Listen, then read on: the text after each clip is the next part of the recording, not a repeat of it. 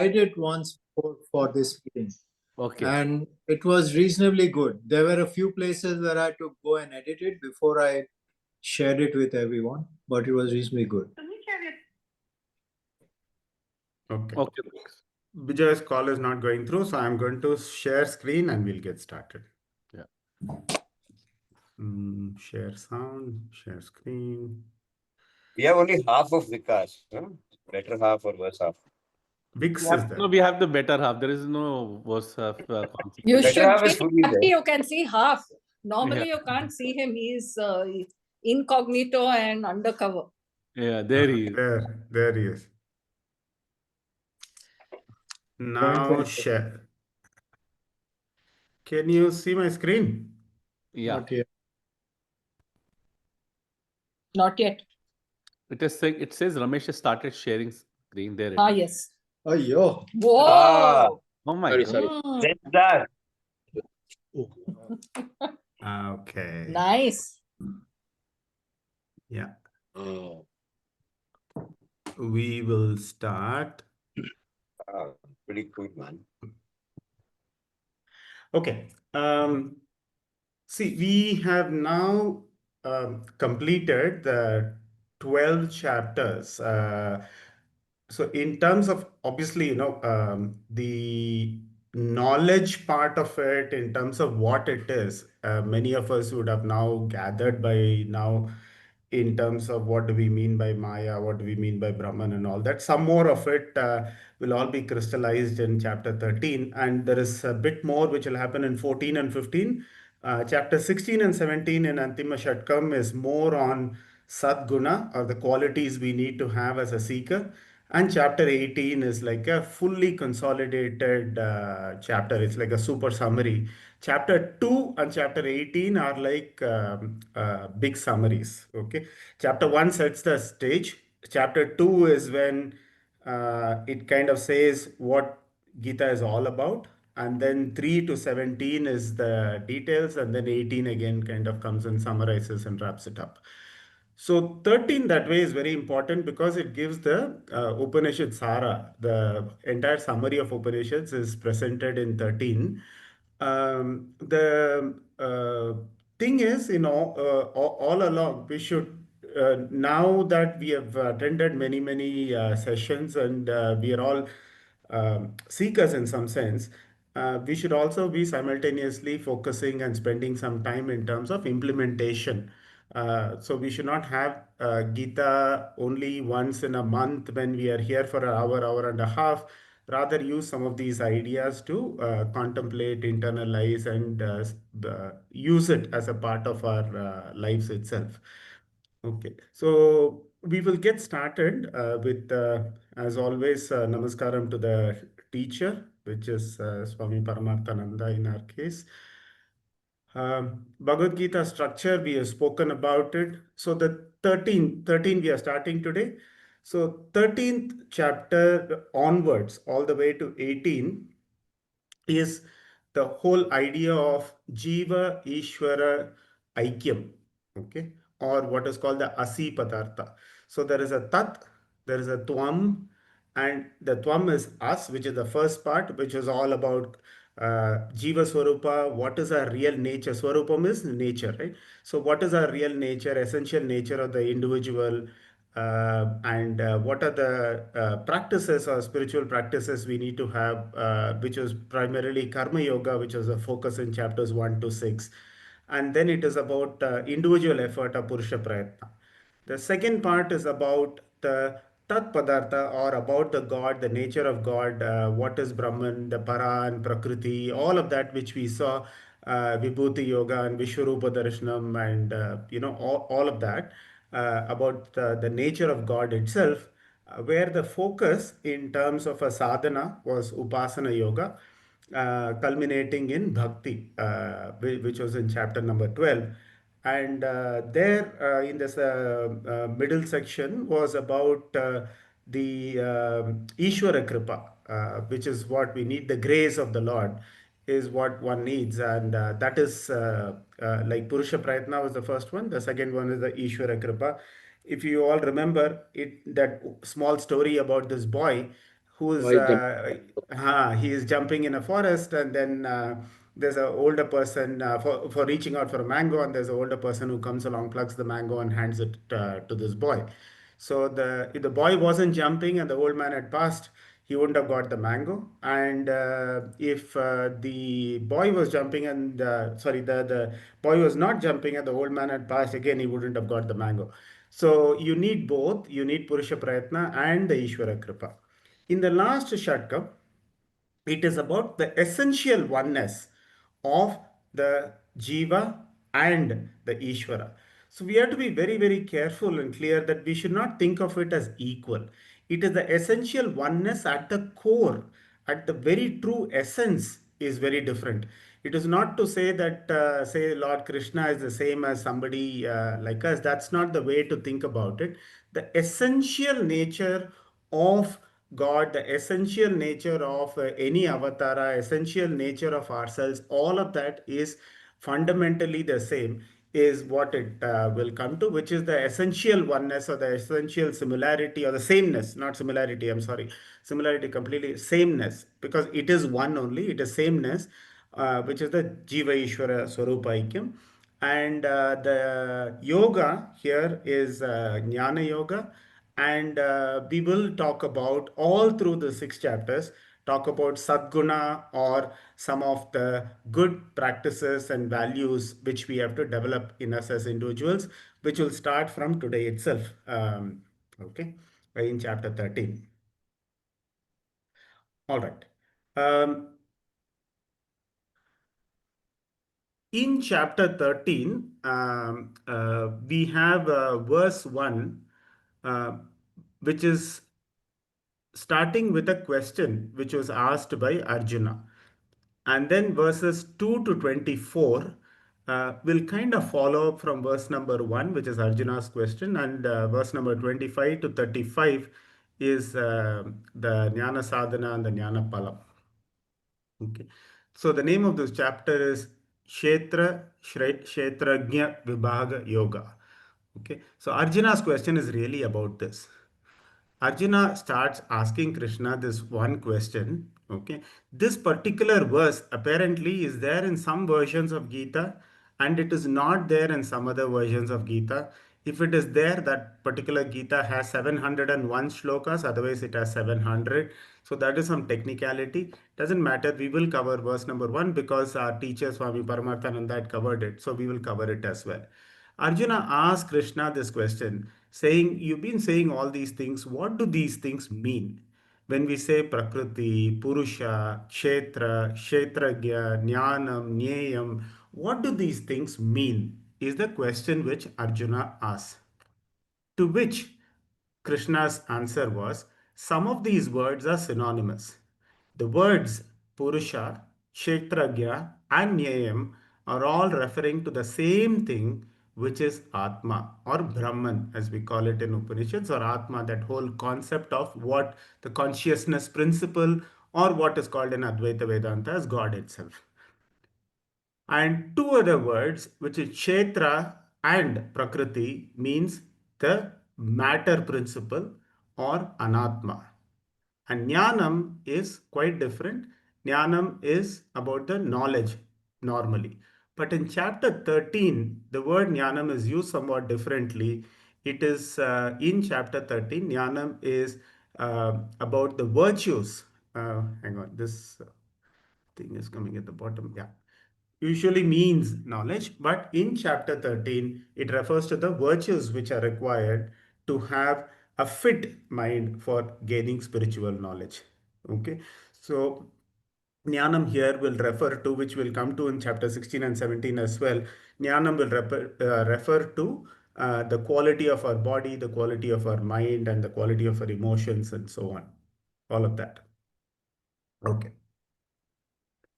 So then we can go straight into saying, okay, the shlokas 2 to 24 are really about 3 things. One is what is anatma, what is atma, and what is jnanam. Okay, those are the 3 things which are covered from shlokas 2 to 24. What is anatma? What anatma is, everything we experience, the drishya padartha, every single thing we experience, okay, either through any of our sense organs, whatever we experience is anatma. Even things which we can imagine or things which we take to be true, even if we have not directly experienced it, some of the things we take to be true or what we imagine, whether it is the heaven or avatars and leelas and visions. I remember Sabs, you asking one time saying, what about some of these supernatural miracles and all of these things? Are they true, not true? We don't know whether they are true or not true, but definitely they are not in the realm of Atma. That much is very sure. Any Leela, any vision, any miracle, heavens, avatara Purushas, and all of those things, everything, every one of those things falls under Anatma. The entire universe falls under Anatma. Which then brings us to ask this question, what about me? Am I Atma or am I Anatma? This body is also Anatma. If the body is Anatma, which is still understandable, what about the mind? Because we can experience and know what the mind is called subtle matter, but mind is also Anatma. So, body, mind, and the world, all three of these things, okay, body, mind, world, all these three things put together is equal to Anatma. Everything we experience, everything we can see, hear, understand, intellectualize, including ourselves, our mind, and our feelings, and every one of these things, these might be called Stula Sharira, Sukshma Sharira, then, subtle matter, gross matter, and so on and so forth. But all of these things fall under this realm or this category called Anatma.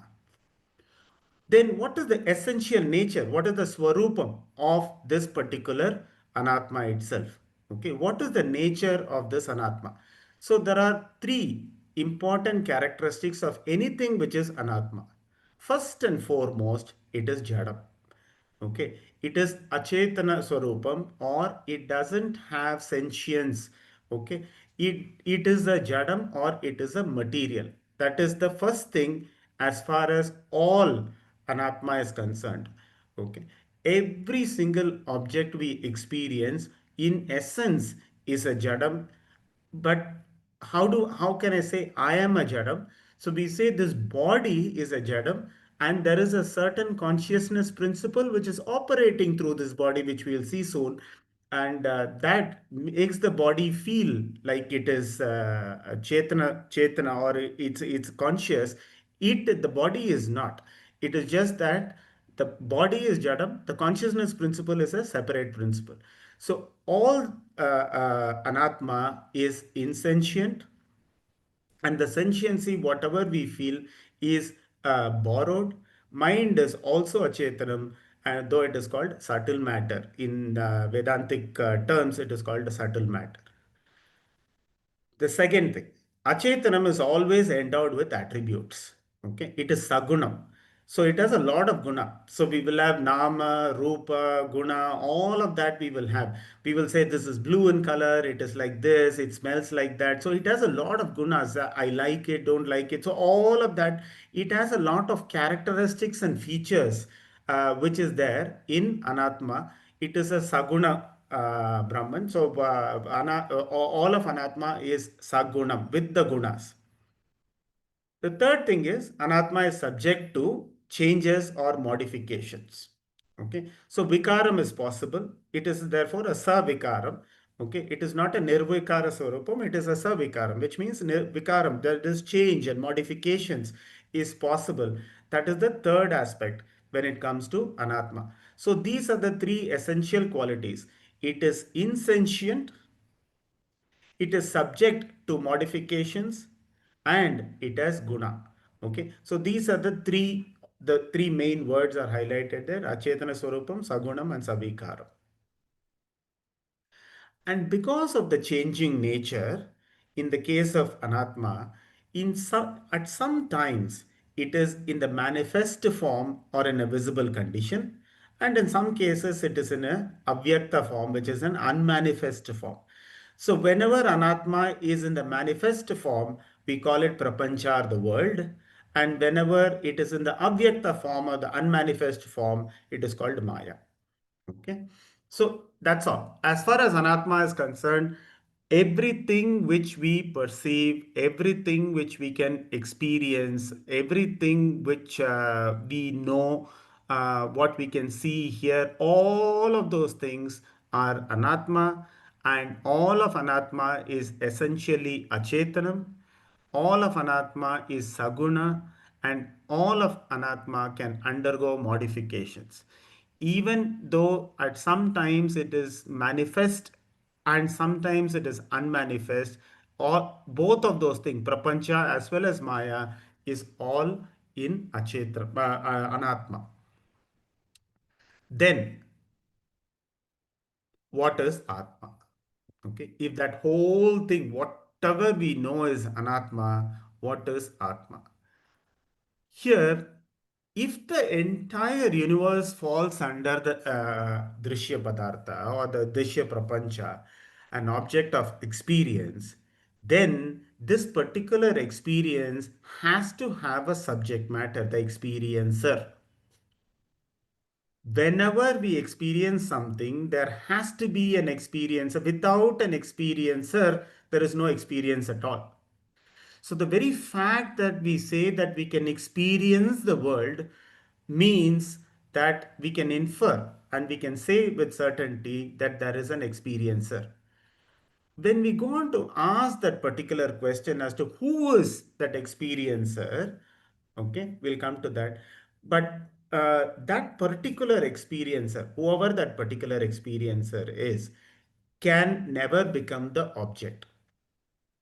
Okay, so one of the metaphors or parallels which is used is the eye can see everything, but except one thing, it can't see itself. Of course, you can see in a mirror and all of that. That's different. I mean, the eye can't see itself directly. The eye can't see itself. The eye, which is the subject matter, cannot see itself. This subject matter can never become the object, and therefore, no objective knowledge of Atma is possible. This unobjectifiable experiencer principle is what is called Atma. Okay, so you see the whole idea of God, okay, through all the chapters of Bhagavad Gita keeps coming from different angles and sides and trying to explain to us what that might be, because it cannot be directly intellectualized and said that this plus this plus this and therefore it is equal to this. Okay, in the last chapter we spoke about balancing a bicycle, right? I mean, once we got the balance in a bicycle, we know what it is. Now if somebody comes and says, okay, can you tell me what it means to be balancing a bicycle, we have to start and explain it as, you know, you sit and sit erect and don't fall down and don't push your pedal and all of that we can say, but we can't say what this balance is till you actually experience it.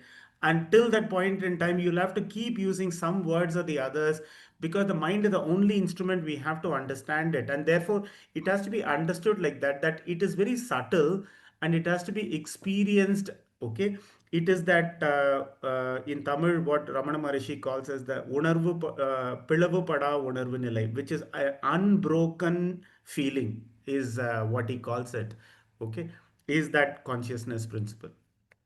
Okay, now this experiencing principle is obviously Chetanam, because it is definitely conscious. That is the very consciousness which is seeing and experiencing the Jada Vastus. And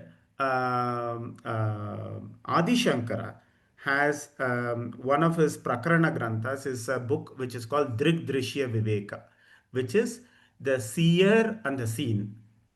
Okay, the subject object, the seer and the seen, that viveka is what? Discrimination, right? The difference of the viveka between the drik and the drishya. So drik in this case is chetana, and the drishyam, which we know, all that is we see, all that we experience is achetana.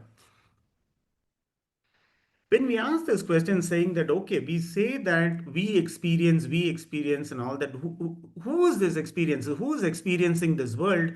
Our natural answer is, I am the one who is experiencing, right? So when we say, I am the one who is experiencing, who is that I?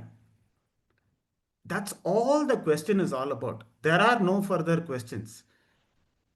Okay, so whenever we say that this is matter principle, this is the universe, I'm seeing this, and then I have this feeling and understanding and knowledge and all of that. Who is having this knowledge? Who is the one who is experiencing? And then we come back and say, of course, I am the one who is experiencing. And who is that particular I? When we say I am experiencing, who is that? Is it a person? Is it your mind? Is it your body? What is it? Okay. And that experiencer, as Atma is really I, the consciousness principle that objectifies everything. Okay, that which experiences, okay, that amongst all the things which we experience, that one thing which is experiencing, that experiencing principle, that consciousness principle is Atma. What is the nature of this Atma? First, it is not a part of our body. Okay, it is not like a hand. It is not me, but it's my hand. No, it is not my Atma. It is not a part of the body, nor is it a product of the body, nor is it a property of the body. It is none of those things. It is not a part, it is not a product, it is not a property of the body. It is a completely independent principle. I, the consciousness, I am an independent entity. I am an independent entity that pervade and enliven the inert body. Okay, that I is the consciousness principle, is a completely independent entity which is not a part, it is not a product, it is not a property of the body at all. It is a completely independent entity which enlivens the inert body. One small example which is used here is like electricity. So electricity is in and through the whole system. Okay, it is not a part of the bulb. The fact that the bulb suddenly lights up proves that there is electricity. But electricity is not a part of the bulb at all. Electricity is all pervading, it is all over the place. The bulb gets lit up at some point in time when the bulbs, the tungsten filament or whatever used to be there, breaks, the bulb goes fut. That doesn't mean the electricity has gone off, the bulb has gone off. The electricity continues to remain. Okay, that's one parallel which is used. Like with all metaphors, we should not stretch it too far. Okay. The other part is, I, the consciousness principle, am not limited by the boundaries of the body. This is a big one. Okay, we always think of the I as me, as enclosed. Somewhere we draw this line around our body and say, that is me. Okay, this jiva is what we identify with. No matter how hard we try, we think of it as a good deed done by this jiva. Okay, we are not able to somehow think of it as we are not this body at all, that we are not bound by this body. It is a mental construct under which we are trapped. Okay, so I, the consciousness, am not limited by the boundaries of this body. I'm all pervading. The limitation and the location belongs to the body and not to me. Okay, this is the nature of Atma, and therefore the death and destruction and all of that manifestation, medium, and all that is all to do with more the body and the mind, and not to me or I, the consciousness principle. And that I is no different from any one of, no different for any of us. Okay, it's the same I. So I am all pervading.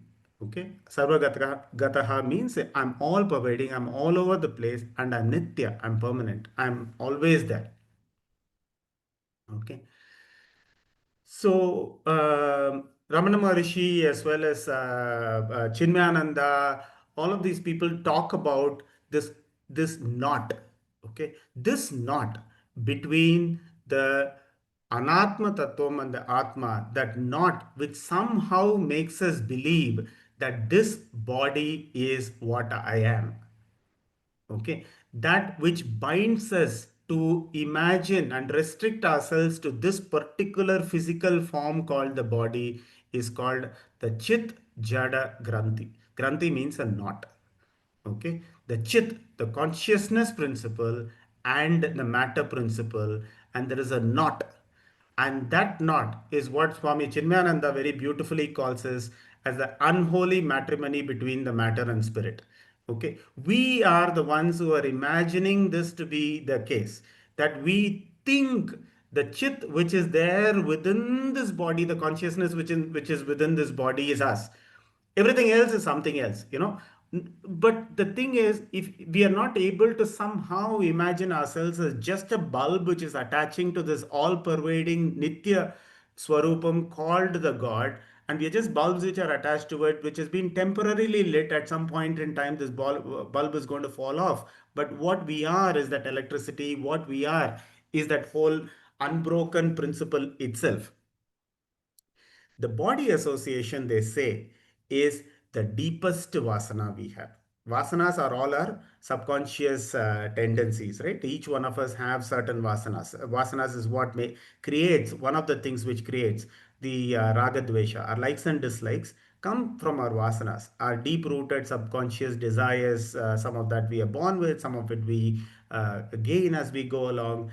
And the biggest of all of the vasanas is this body association, that we are thinking that we are this body, and that is really the starting point of, so to speak, all trouble, because that body, that particular body, is the one which has its likes and dislikes. That's the one which has the separatedness. That is the one which thinks of itself as different from others. That is the one which has all feelings in terms of religion and caste and nation and this, and all of that is through the body only. Okay, the or and to the mind, of course, when we say body, that body mind world complex, right? The BMW. So that makes us believe we are this body. It is so strong that even when we know it, okay, it's like some of these optical illusions, you know, that even when we know that this is how the magic is done, when we see that magic another time, we will be able to get fooled all over again. Okay, there are certain magic tricks which are like that, where even if you know how the trick is performed, even with that knowledge, it will be able to trick us. That is the power of the Maya. Okay, the power of the Maya is twofold, right? What they call as the veiling power and the modifying power, the Vikshepa Shakti and the Avarana Shakti. So it has those two powers. It not only covers the truth, it is also able to project and show us the truth as something very different from what it is. That is the power of the Maya. Okay. Then coming to the real Swarupam of nature. Okay. One of the parallels or one of the examples which is used by Krishna in chapter 13 is, he says, try and conceive it as space. Akasha is not sky, it's space. Akasha, or as light principle or prakasha. Okay, Surya Prakasha is what he calls, but here I have just put Prakasha. So Surya Prakasha or Akasha are good principles, which is, one example is like a mud pot, right? So there is a mud pot we make and keep it. The air or the space, not the air, the space which is within the mud pot, does it belong to the mud pot? Does the space get created when the mud pot is created? Does the space disappear when the mud pot is broken? Where does that space go? That space is always there. The space will continue to be there. The mud pot can come in and go out of that space. But that mud pot coming in and going out of the space doesn't alter the space at all. The space is there. It will continue to be there. So that is one way to think about Atma, right? I mean, so this is a bit more tangible, and therefore we can grapple with this idea, the philosophical idea of an Atman. We can grapple with it by thinking of it in terms of space, saying just because we created a mud pot, we didn't create the space inside the mud pot. The mud pot might think of the space inside itself as me. But we know it is not. It was that whole space, and the mud pot just came in and occupied that. And as soon as the mud pot breaks at one point in time, the space continues to be there, and it never So nothing really happened in that sense. Okay, no new life got created. Only a mud pot got, the mud pot felt sentient for some time, and after some time, it is no longer sentient. The other thing is, it is asanga, which is it cannot be sullied. Okay, it is the fundamental support, or the principle which supports consciousness is the support of matter itself. We will see a few quotes after this slide on the support of matter. And consciousness is the one which provides life. It is the one which illumines everything. It is the one which creates that sentiency to all the achetana. So there were a couple of, because when we sort of talk about the three quotes by Nobel laureates, is not to say that science is also agreeing with it or something like that. That's a lousy way to go about it. But to kind of say that it is not totally, how do you put it? It's not too esoteric an idea if we are able to shape ourselves to think along that particular line of the consciousness principle. Okay. So these three quotes, I found it particularly powerful. One by Erwin Schrödinger. Erwin Schrödinger says, consciousness is a singular of which the plural is unknown, right? So this is that ekam, the singular principle which we are talking about as consciousness. It's a singular thing. It is not like all our consciousness are the same. It is, the consciousness is just one thing. It is the same one thing only. There is only one thing, and that which seems to be a plurality, all the sagunas, the nama, rupa, gunas, and all that, is merely a series of different aspects of this one thing produced by a deception, the Indian Maya as in a gallery of mirrors. So, this was a quote by Erwin Schrödinger. There was another by Max Planck, who says, I regard consciousness as fundamental. Okay, the Sarva Adharam we were talking about in the previous slide, where we say that it is not that matter has consciousness. It is not like the matter, has consciousness. No, the consciousness is the one which supports the matter. I regard consciousness as fundamental. I regard matter as a derivative from consciousness. We cannot get behind this consciousness. Everything we talk about, everything we regard as existing, postulates consciousness. And the third one, and the last one, is by another Nobel laureate by name George Wald, which is the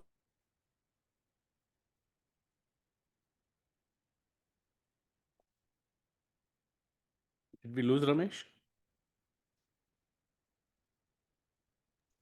The power went off in Bengaluru. Look. One that energy to the The bulb. consciousness is gone. inside the bulb. Correct. The bulb is there, but the electricity is not there. Hey, he's still connected without electricity. No, that's a lag. Oh, is it? It's just stuck there. That's the chitta. Yeah. The thing which is kind of always a question on some of these things is like, so if it's truly that if I am the electricity or the space within the pot, then why am I spending so much time trying to worry about what the pot looks like and why do all this? It just takes that whole accountability and action, that whole thing away from what we are trying to, that purpose driven mindset that we have cultivated over all these years just seems to kind of disappear. It's like, oh, do I really need to worry about all this and where I live and what I eat and should I exercise and who cares? So it's kind of just a very interesting concept, but it brings some basic questions as to why am I doing what I'm doing? Good question, but yeah, I think it Complete. wakes you up. Hmm. It sort of wakes you up to the fact that a lot of what we do is a bit pointless. Yeah. Yeah, but this is the scary part that I ask Ramesh in every session. So if it's all pointless, why are we doing it, kind of thing, right? Yeah. So at least my It's thinking. pointless in the sense. It's pointless in the sense that don't get too attached to outcomes types. No, I mean, but still, it's fun to do what you're doing. Enjoy it. Don't get stressed and sort of don't get hassled by outcomes. Mm. I mean, but enjoy it. Enjoy it like a tamasha. Mm. So Yes. Sab, at least the way I've started reconciling, and we'll obviously find out it's not true, is like I think of it as a uh, not either or, but an and. So I am this body and the soul, which we are talking about, the Atma here. Yeah, and it's not consistent with everything, but there is a role I play. There's a role I play up to a point, which is the Anatma, the body. And then after that, there's a role I play, which is the Atma. And they are two separate things, but I'm playing both those roles as one person. So that way I maximize the anatma part of what I have to do. And then I have to make sure that when that's the right thing, I don't let go of the atma too. So it's uh, I don't know whether that makes sense, but at least that's how I've been trying to reconcile in my mind. So you Mhm. accountability in your head. Mm. Co-location. Sorry, guys. Yeah.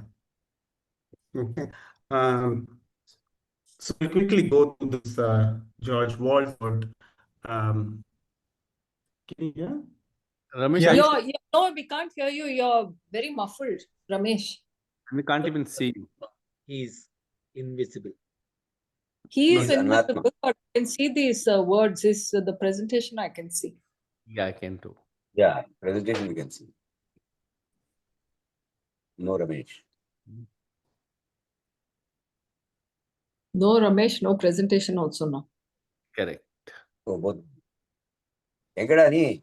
पूरा He's building में got disconnected again. पूरा building में गया Alex. The Madam Garu would know in that like that campus like power outages is common where Ramesh lives. Bangalore, it is quite common. Not in Ramesh. I mean, should not be because they should have backup in the complex. Yeah. But power outage in Karnataka is common still. Yeah. Wow. So this is the Sarjapura part, right? Where Whitefield Sarjapura के पास रहता है नहीं? Yeah, but all these campuses have backup generators, Yeah. so it should not go out. Maybe there's some problem at the moment. You'll He's in- find out in a month when you go there. He's in ADR, There he's right? back. Yeah. Can you hear and see now? Yes, sir. Yes. We can hear you, but I think, yes. Now we can see. See you, Oh, hear you. screen went Yes. No, and hang yes. on. gone. I'm sorry about this. Yeah, now it should be there. Now we can see you, but not your screen. And can you Yet. see the screen? Not Screen yet. is trying to come on. We can see. I mean, we can see that it started screen sharing. So you have to what you have to do. Now we Go just on, need go on. Maybe you could talk. George Wald, you're telling us about. Yeah. So when the screen comes on, you let me know also. I just read through George Wald, which I thought was particularly very powerful when it comes to science and our way of understanding these things. Essential condition for all science cannot deal with it. That is not because it is an unassailable Come on. Yeah. That is not because it's an unassimilable element within science, but just the opposite. Science is a highly digestible element within consciousness, which includes science as a limited territory within the much wider reality of whose existence we are conscious. Consciousness itself lies outside the parameters of space and time that would make it which then would make it accessible to science, and that realization carries an enormous consequence. Consciousness cannot be located in no location. Bacha, the audio Conscious seems cannot So bad, but these three you can switch off the video and try. You can switch off the video. Maybe the audio will be good. audio is bad, is it? Yeah. Because the Yeah, network seems what to be is low. happening? Switch off the video and try. You're breaking up, Ramesh. Okay. I'm going to try it all over again. We can read though. We read it. I can't read. I'm too old. It's too small letters. And I'm on my phone. That is the problem. Phone is the problem.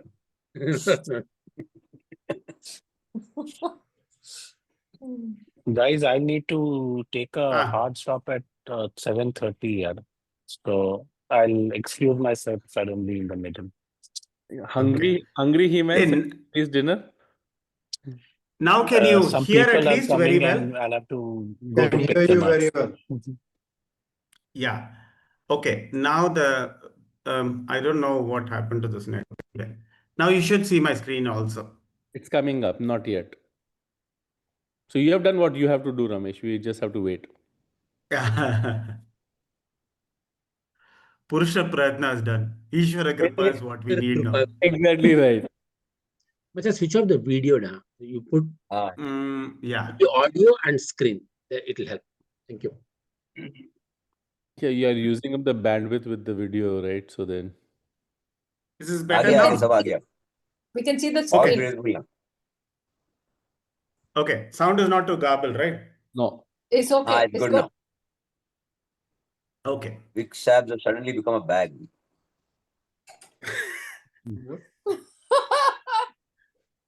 All right. Let's continue. Let's continue. Okay. We have plenty actually. So this is as far as the Atma and Anatma. And after that, we will go into what is called Jnana. Okay. But I thought when we are making a move into Jnanam, which in chapter 13 is really about the Sadguna, not Saguna, Sadguna, which is good qualities and values which we need to develop as seekers. Before that, we will just listen to this very, very beautiful song. Rajan, one more song which is without any appeal to God to give us anything. It just is a very beautiful song. Okay, we'll just listen to this.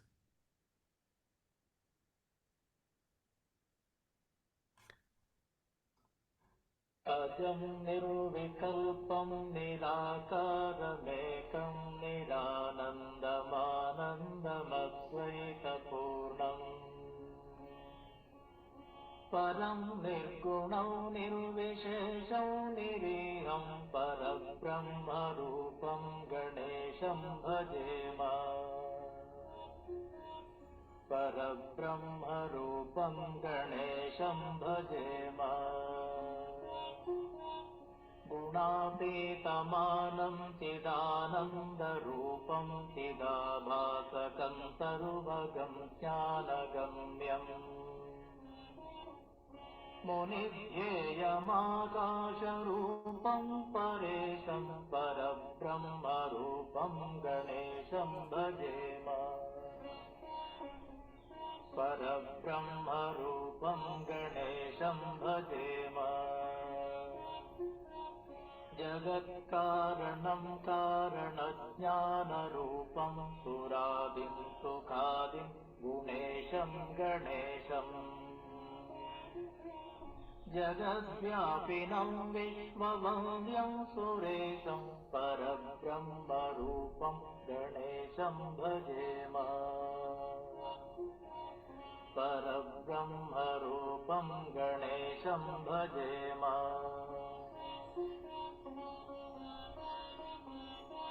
Yeah. So with that little prayer to Ganesha, we can start and go full into Jnanam itself. Okay. So what do we mean by knowledge or usually it is about the Atma, Anatma and all of that, which is not the one which is done in chapter 13. Here it refers to all the virtues which we need as seekers for gaining Atmajnanam. See, when we say gaining Atmajnanam, what happens is when we try and gain this knowledge without these values and qualities, then all of Vedantic study will remain academic in nature. So it will go down as saying, we have spoken about it also, that I was stayed fifth in this particular subject, and then I went to do my MBA here, and I worked here for 25 years, and I'm a student of Vedanta, and I also play football and some painting. It just goes as one more item in our CV. The idea basically is intellectual and academic and social and something which is used in conversations and stuff like that. It lacks the transformation power. There's a lot of information we gain, there's a lot of contemplation, there is a lot of mental stimulation, there is some all of that we can do with it, but its real value, all of Upanishads and Vedantic studies real value is not in the information, it is not in the knowledge, that it is in the transformation of the individual. That is how it changes us as individuals. And for that to happen, we need to have what is called a prepared body and mind. A body and mind which is ready to receive that knowledge and undergo the transformation which is required. In that, there are 20 values which are enlisted. We are not going to go through all the 20, but these are the list of values which are there. Okay, starting with, let us say, humility, amanitvam, and ahimsa, non-violence, and shanti, which is tolerance. So each of these things, there are full descriptors. Okay, Krishna has very long descriptors in chapter 13. I think it is sloka number 8, 9, 10, 11, 12, if I'm not mistaken. All of those slokas will talk about each one of these things.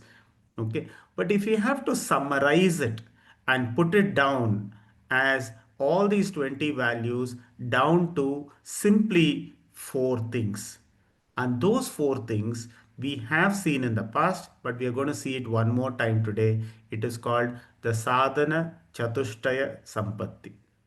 What is the sadhana chatushtaya sampatti? By now, we should be in a position to recall and remember some of these things. There are only four things, okay? And those four things are not necessarily only the four things which is required for gaining Vedantic knowledge. For any knowledge, let us say we want to understand, LLMs, or we want to understand English Premier League, or we want to understand how to appreciate modern art, or whatever it is. We want to understand how to cook a certain meal.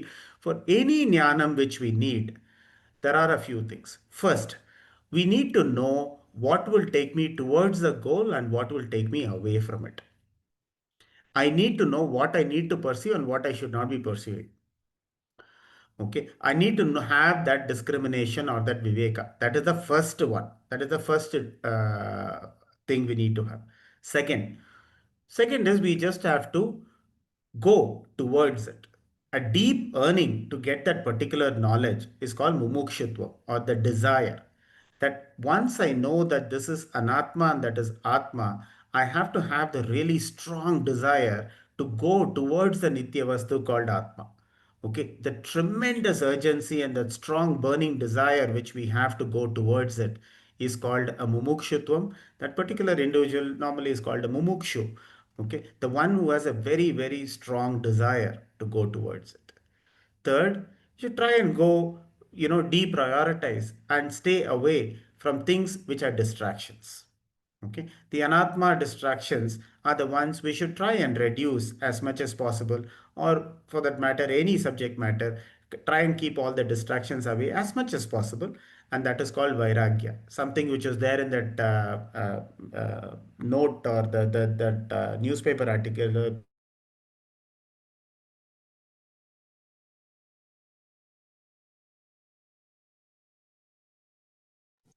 Did we lose Ramesh again? Yeah, please hold. I think we that network dropped. Yeah. But I can still see the presentation. It's caught. I think because Zoom is still holding the image. Oh, Zoom cache mein hai, so I think it should stay for. Okay, folks, I'll use this chance to sign off. So I'm heading out, but like I said, the meeting, the computer and everything should be on. Zoom should continue for as long as y'all are on the call. Okay. Nice seeing you all, as always. Can you make one of us co-host? Everybody can share today, Vikas. The way the setup is there. Just try. Okay.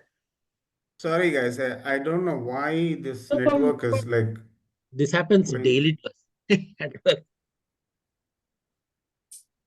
Okay. Can you hear now? Yeah, Yeah. absolutely.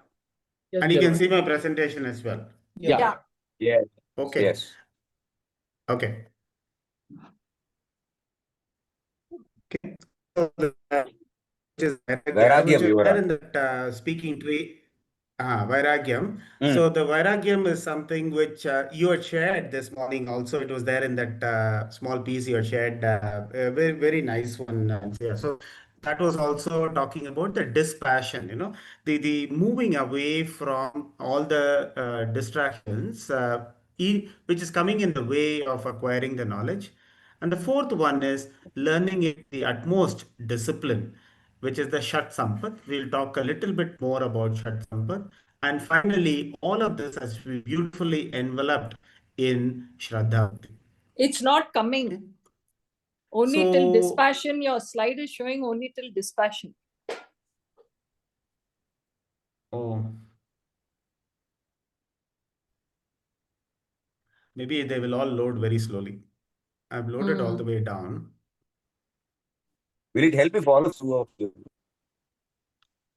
I don't know. The Yeah. other thing is I will open this. I don't know whether these things help or not. We I shut don't know off what all I'm our doing. videos. It seems to be better. Okay. Can you see all the way down to Shraddha Bhakti? Yes. No, only till Vairagya. Eh? Shraddha Yes, Bhakti we hai. can see. Now it's showing. If all of us go off video, it might help. NC, yeah, Yeah. get off video, then it's better. Yeah. Gone. Okay, Everybody. I'm out of it. Now I can see. Okay. Okay. See? Sampat Shraddha. Okay. Shraddha Bhakti is the love and devotion, right? Shraddha is actually faith and then belief, more than faith. It's a belief in what we'll talk. And Bhakti is in 10th in chapter 12. That's that love which is there. So what is this Viveka when it comes to Upanishads, when it comes to Vedantic studies, when it comes to Advaita Vedanta, what discrimination are we talking about? The discrimination is the discrimination and knowing the difference between what is the Nitya Vastu and what is Anitya. So what is that which is permanent and what is that which is impermanent? What is that we can count on for peace and security and what is that we cannot count on for peace and security? What is that which is complete and what is that which will always be incomplete? And to have the viveka, the discrimination is realizing the impermanence or impermanent things cannot give us lasting happiness. Only the Nitya Vastu can give Purnatvam, the completeness, the security, and the lasting peace. All the other things are habituating. They will give us a sense of a certain accomplishment only for it to go. Eventually, they will all go away. Okay, what they call as the Mupu Pini Shakad, right? Which is basically old age, disease, and death. So all of that is going to go away at some point in time. The only thing which is permanent, the Nitya Vastu, is that God itself. So having the discrimination between what is Nitya and what is Anitya. So does it mean that I start hating the world? No, of course not. The world can be experienced and enjoyed, but we should not depend on it for security. That's all. Okay, it can be enjoyed. It is a game. It is wonderful. There are so many wonderful things which are happening in the world. Why not do any of that? I mean, of course, we should by all means enjoy it.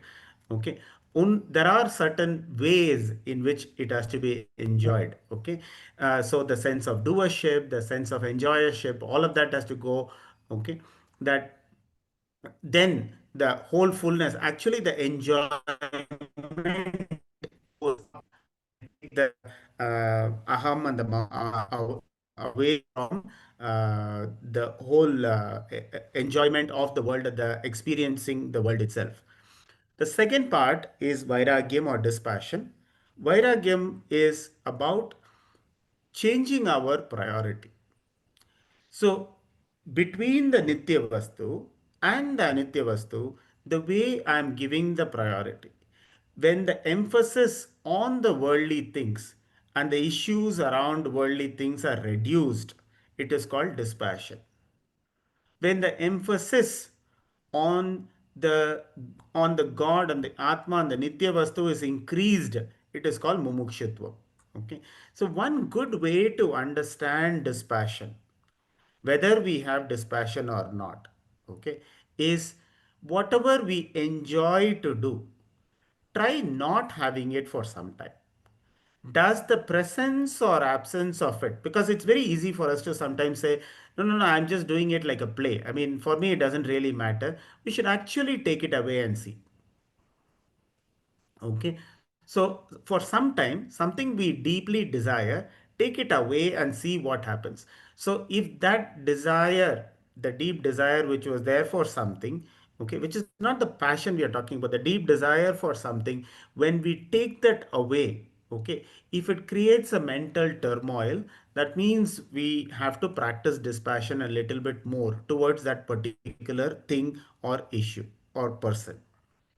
Mumukshutvam is when Atma Jnanam becomes the topmost priority. Out of all the things in our life, when Atma Jnanam becomes the topmost priority and worldly things are de emphasized, is when we say that we have that strength of desire or the mumukshutvam. Again, there is no anger towards worldly things, but the importance of the worldly things in our life is reduced, and therefore their ability to affect us will also reduce. As we de-emphasize and make them less and less important in our life, their ability to affect us in terms of our feelings and emotions and attitude towards things, that will also get de-emphasized, that will also reduced. We will be a lot more peaceful and a lot more fulfilled as individuals, because we are not counting on that for security. We are not asking that to complete us.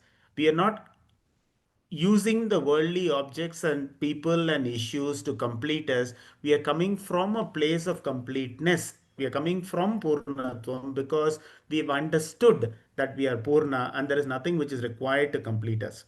So when this becomes a single most important and burning desire, that person is called a mumukshu or a seeker. And the fourth one, okay, the first is the viveka, knowing which way to go, what is this and what is, if I want peace, security, fullness, and all of that, which is the one which will give me, which is the one which will not give me that, that is the clarity, that's viveka. And going towards what will give me peace, security, and fullness is mumukshutva. De-emphasizing and moving away from worldly and other issues is dispassion or vairagya. And for doing all of these things, there has to be a complete integration of our body and mind. Our entire personality, whether it's a body, the organs of action, the organs of even organs of perception and organs of action. Sorry about the typo. I'll change it for the next group. Then the mind and the intellect, all of that has to be fully integrated. Okay, the organs of the ones which Perception. receive the experiences Perception. are eyes and our ears and nose. Huh? No, I said perception. Go on, Naveen.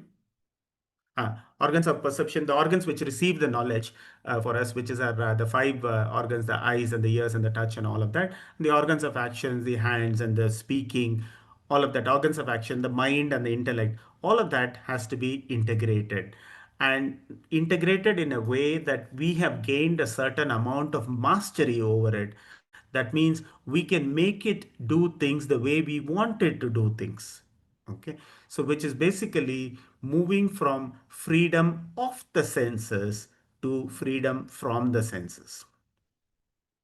So freedom of the senses is The eyes go and see whatever it wants to see, the ears will go and do, and the hands will go and do whatever it wants to do. It's very impulsive action. It's uninformed, unthought, impulsive action, which keeps giving some temporary solace and temporary satisfaction and habituating actions, which gives us a temporary sense of solace. And after that, it all disappears, and we have to come back and do it, and we are in a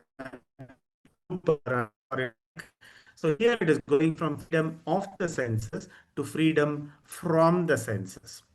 Okay, and that discipline is really about six things called the At Sampat. What are the six things? It is called Shama, Dama, Uparati, Titiksha, Shraddha, and Samadhana. What is Shama? Shama is mastery over the mind, mastery over our thoughts, and mastery over our emotions. Okay, we are able to become more deliberate about what we think about. We are able to understand and feel and become more deliberate about our emotions. Dhamma is the mastery over our organs. Okay, the five sense organs. Uparati. Uparati is pulling back from worldly engagements, having that ability to withdraw. Okay, the sense of withdrawing from worldly engagements is Uparati. And when we are on the journey, we are going to hit speed bumps, and having the forbearance, having the courage, having the serenity and the wisdom to go through that is the tiksha. The acceptance of the speed bumps and go through it is the tiksha.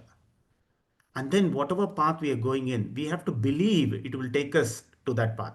We cannot quite straddle it. We cannot say, I'll do a bit of this, I'll do a bit of that.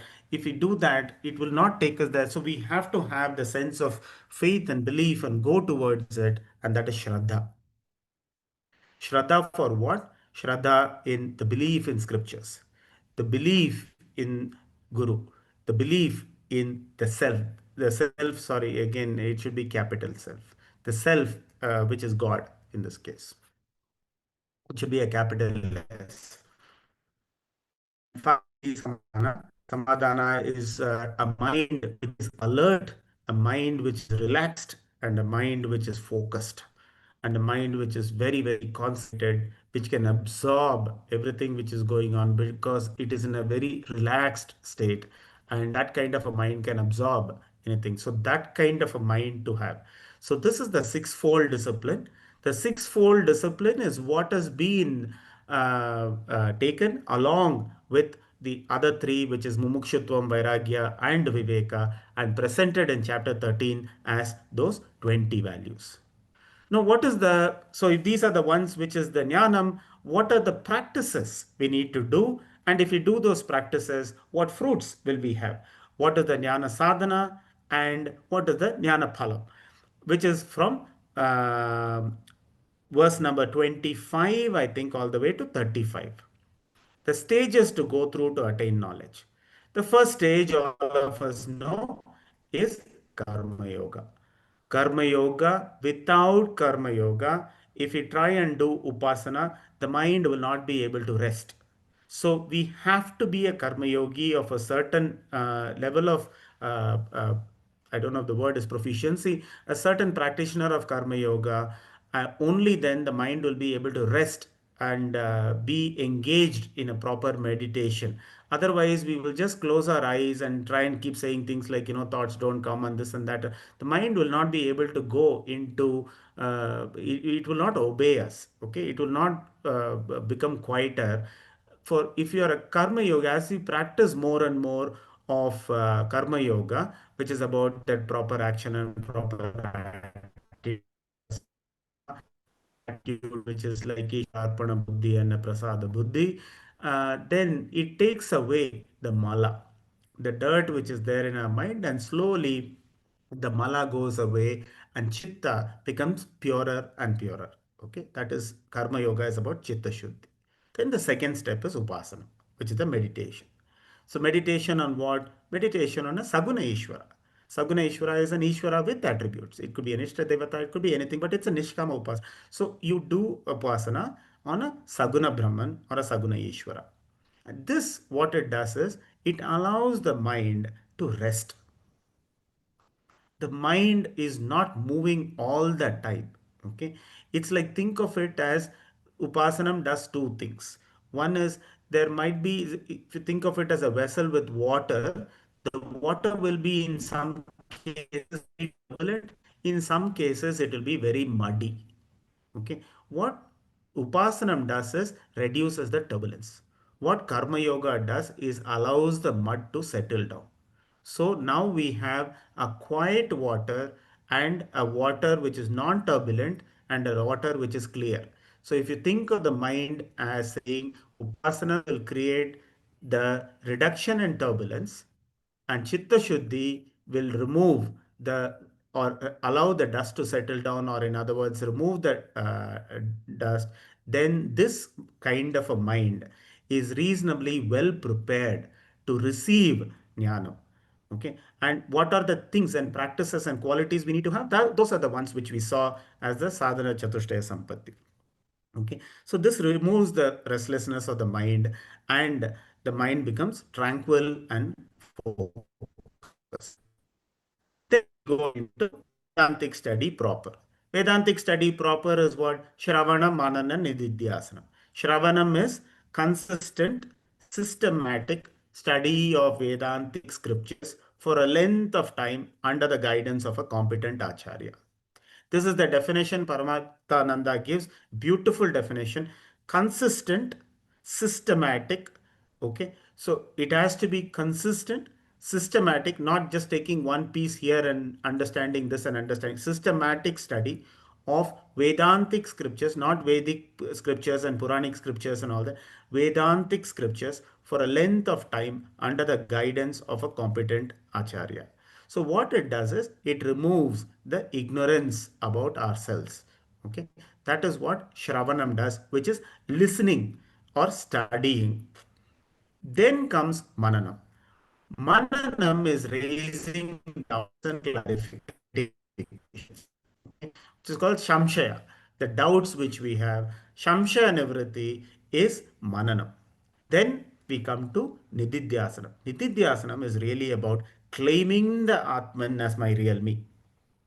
So to actually get into it so deeply that I'm able to see only the Atman as myself, and this body, the Chit Jada Granthi, the body thing kind of goes away, is when it creates the transformation in the individual. So for that, we have to constantly dwell upon the teachings of Krishna. You have to constantly keep dwelling upon saying about sadhana, about various sadhanas, about samsara, about ragadvesha, about ahamkara and mamakara, constantly going on and dwelling upon the teaching. So by constantly doing that, it will change the perspective about myself. The changing of the perspective about myself is changing from the lowercase self to the uppercase self, which is from this body self to the self, which is that whole thing, the consciousness principle itself. Okay. Then body orientation, we said, is the most powerful vasana. When we respond to what is happening to our body mind as happening to ourself, the response is different. Okay, so whatever is happening in front of me. I'm just an observer. Whatever action is being performed, it is performed and happening through me. Okay, is the kartritva bhava goes away, that I'm not the doer, it is getting done through me. I'm not the enjoyer. Okay, this is the fruit of whatever has happened. Okay, it is spontaneous action. It doesn't have the doership or the experiencership. So when we change this perspective about myself, my perspective about the world also changes. Why? Because I'm no longer this body. If I'm no longer this body, I am that overall consciousness principle. It profoundly changes the perspective we have about this world. Okay. That vasana, that deep conditioning which we have, we get deconditioned when we go to the when we go through the jnana sadhanas. Okay, at the end of all of these things, karma yoga, upasana yoga, shravana manana nididhyasanam, finally I own up to this one singular fact. Here, it's a transformative owning up of the fact. I'm not saying, so if everybody is saying I must be this, no, I'm actually able to believe and feel and know, okay, I am this, which is what I am, this permanent conscious essence, the consciousness principle, that Atma, Aham Nitya Chaitanya Rupa Atma Asmi. Okay, this is what I am. To come to that is all the jnana sadhanas. Okay, so when we come to that, what really happens? What are the fruits of when we reach that, or when we are that, when it's not like reaching that, when we are that, what happens is, first and foremost, okay, the vision fundamentally changes. How does it fundamentally change? It changes to a samadarshana. Everything, the vision shifts from anatma pradhana to atma pradhana, which means the fundamental oneness and sameness of all things is there. Does that mean I will stop remembering who's this person or that person, or I will see a water bottle as a phone? No. For transaction purposes, all of that will be there. But the essential nature, so we won't see it as different waves. We see it as that one underlying phenomenon, which is water, which is only manifesting at this point in time as a wave. We will not see it as independent individual ornaments, but we will understand and see the underlying gold. For transaction purposes, of course, we are going to be saying we will keep the names and forms. Okay, for transaction purposes, of course, we will not start saying that, oh, no, no, you can't say bangle, we have to just say gold. No, you can, of course, say a bangle, a necklace, you can say whatever you want. But the underlying phenomenon, the underlying thing, the base, the whole thing is that one essential principle itself. Okay, to not see it as water, sorry, as waves, instead see it as water and not see it as ornaments. So we saw all that in the Madhyama Shatkam. So the practical benefit of that is, if I'm not this body, if I'm that whole thing, what am I going to really like and dislike? Okay, so my likes and dislikes will not naturally, automatically, they have to come down. It is not like I'm pushing myself to say that, no, no, no, I should not be having very strong likes and dislikes. It's simply over a period of time, the likes and dislikes start getting lesser and lesser and lesser and lesser. The strength, the power the likes and our dislikes have, it starts losing power. So that is one of the practical benefits of that. The other one is Amrit, which is basically immortality. When we take ourselves as the Anatma, then we are mortal. If we are able to claim and actually truly understand ourselves as the Nitya Vastu, then the Nitya Vastu continues to be there. Like the space was always there, whether the pot existed or the pot did not exist. The third part, okay, is this whole thing of doing. Many times we keep coming back and getting confused on one aspect, which is, if I go towards all this Atma and this and that, will I stop doing things? Of course not. We will continue to do things. In fact, we will continue to do things even better than how we are doing things. What will happen is the doership and the enjoyership will go away. I am not doing it because it will give me some benefit. I'm doing it because I just think it is the right thing to do. Or it is a spontaneous action which happens. It is not impulsive action. It is an action which is well thought out, but it is thought out from a perspective of saying, if I'm this whole thing, whatever is right for that whole thing, I'll go ahead and do that. And when I say I will go ahead and do that, we will guide the body to go ahead and do that. So the doership and the enjoyership goes away. I'm neither the doer nor the enjoyer, but in my presence, matter is interacting. And that is the profound, significant shift which has to happen. Okay. And finally, we get what is called Brahmatva. Brahmatva, truly knowing and claiming and being that which is I am that Brahman itself. It is not an I, this Jiva is God. No, of course not. I am not this jiva. I am that thing, that consciousness principle only. This deep vasana is somehow confusing me through this chit jada granthi to believe that I am this. I am not this body at all, in which case our perspective changes, our understanding changes, the way we look at people change, our ideas about mortality changes, our doership, our enjoyership, all of that undergo a profound transformation. And that transformation is only possible if we have done all the jnana sadhanas, which is all those values and practices. If we practice all of those things very, very diligently and regularly, then all of this will lead to some amount of transformation in us.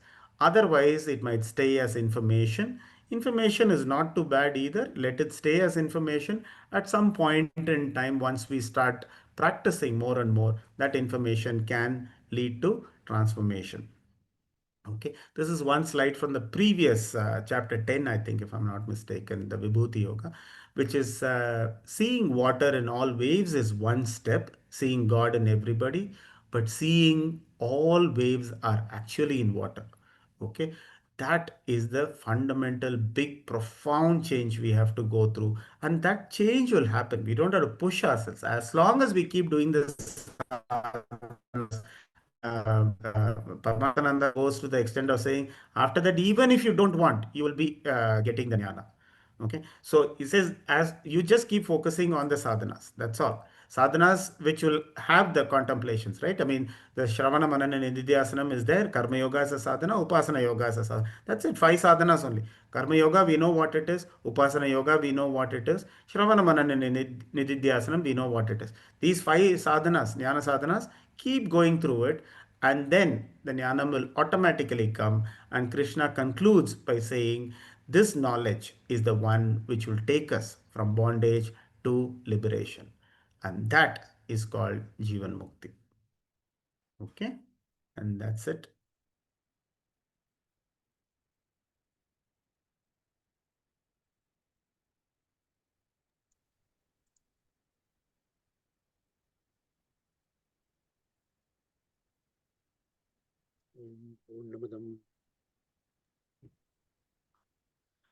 Purnamada Purnamidam That's it. Purnamadaya Purnameva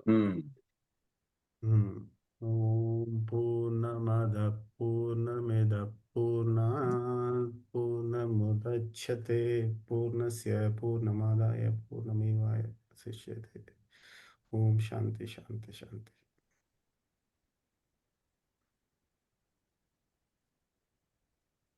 Now I have stopped the sharing, which means I'll switch on the video.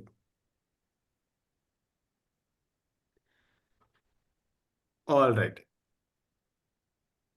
So this is as far as chapter 13 is concerned. 14 and 15 will be somewhat similar, not exactly, somewhat similar, or maybe more like getting into a bit more detail into this Jnana Yoga itself.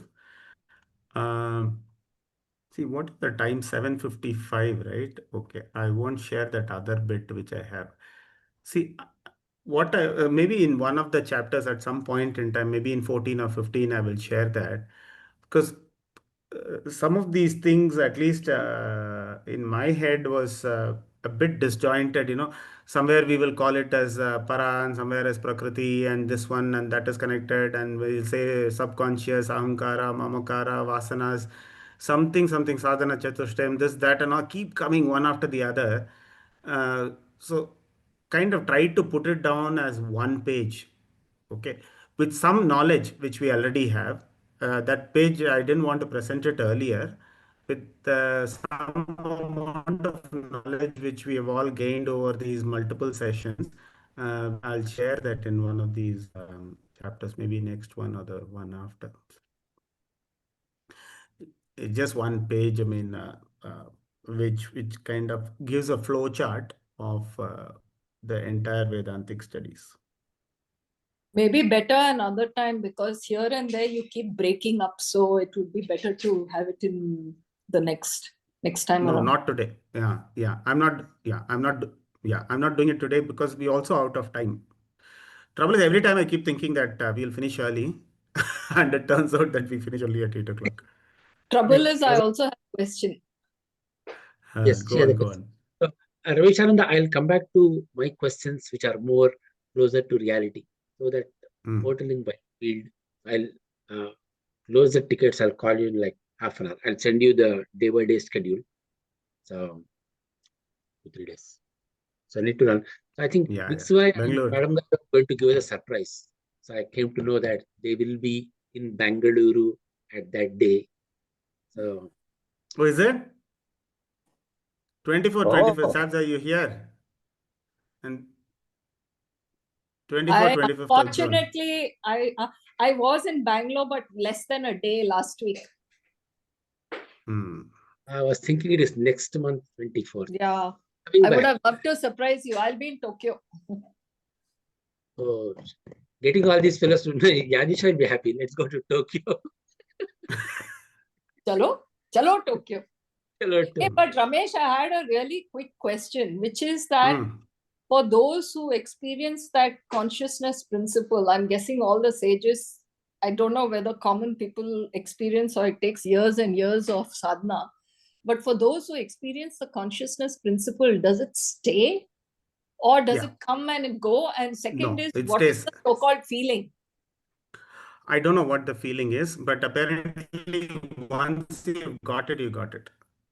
And that's it. And you know exactly, which is why that cycle balance is a very useful metaphor to have there. Once you've got it, you got it. Okay. Okay. And you won't be able to, even if you try falling off a cycle, you won't be able to fall off. Once you've learned how to ride a bicycle or a bike, even if you say, okay, let me fall, let me just go off balance for some time, you can't. You'll automatically, your leg will come down or something like that. You won't be able to fall. It's that the two good examples I kind of, or the metaphors I like, or I don't know whether it's called metaphors or similar, whatever it is. Okay, some comparison is the other one I really like is once you have learnt a language, you will not be able to hear it a sound anymore, even if you want to. Mm. hmm. That's a good example. Okay, so today a language, say a Serbian or something like that, which none of us probably know, or maybe some of us know, I don't know. If we hear it, it will come across as sound. Once we learn it, it's impossible. Even if we try to, we cannot hear English as sound. How come Okay, nobody so has described the feeling? they have. There are many, many people who have gone ahead and described that feeling. Okay. But the problem is how beyond a point they are not able to describe it also. Yeah. So you see, you go to Nisargadatta Maharaj, I Am That. There's a book called I Am Yeah, That by I have Nisargadatta that. Maharaj. You have that, Mm. right? Mm. So you can read. Maharishi has spoken quite about it. So the different great saints, you go to listen. Nisargadatta Maharaj is one of the great saints, right? So all those people, if you read up on them, or in the conversations people have with them, they keep describing. So Nisargadatta Maharaj was asked saying that, what is that? If I cut off your head, will you still be alive? Or something like that. He said, yes, I will be. Are you sure you will be? He said, yes, I'm very sure I'll be alive. So is levitation and all that, like in that autobiography of a yogi, it keeps on and on talking about levitation. Is that an expression or a manifestation of this principle, or that's something totally No, different? no. That is, yeah, Tantra and all of that. I think it's So, see, people say that, so the other one is this movie Matrix, right? Okay. Which one? You remember the movie Matrix? Ah, Matrix, yes. the movie. Yeah. Hmm? Keanu So there's Reeves. a little bit of that kind of a thought process. So now that levitation and all that, in some way you can think of it as that movie Matrix. So if you are fully realized, you can gain and get some of those powers, which are counterintuitive within the general laws of physics and space-time ideas. Okay, but those are all anatma only still. Saps. Mm. Okay, I see. so don't get into tantra and all this magic related stuff. Because that is also which is told by many of the saints. They talk about it, saying don't get caught up in all this. So you just get deeper and deeper and deeper into realizing your own self. And once you have realized or that thing, they're saying that once you got it, you got it. So you can't lose it. Okay. uh, I don't know, obviously. So but in the early stages, I think there will be, see, while there is a time when we don't know how to ride a bicycle, and then there is a time when even if we try to fall off a bicycle, we can't fall off. But there is an time when might fall off if you're not careful. I think people will go through that stage. Okay, it does feel at times whether one is going through that stage a little bit. Is it that? Is it this and all that? Somewhere it comes. We don't know whether it's a mental construct, whether it's a confusion, whether it's the reality. Reality in the sense that the capital R reality. I don't know. But a lot of saints have tried to describe it. See, look at this Nisargadatta Maharaj. No, when you get your head is chopped, will you be alive? He's saying, yes, I will. Are you sure? He says, yes, I'm very sure. And see, Nisargadatta Maharaj kind of people don't chumma say something. See, that is why I'm very careful in terms of the people whom we have to listen to. There are only 8-10 people probably we can listen to. You know, like Ramakrishna Paramahamsa or Nisargadatta Maharaj or Ramana Maharishi. Some of these people, they had no other reason. They were just themselves. That's it. I see. Okay. See, even Swami Vivekananda, with all due respect, he was still an organization man. Ramakrishna Paramahamsa was none of that.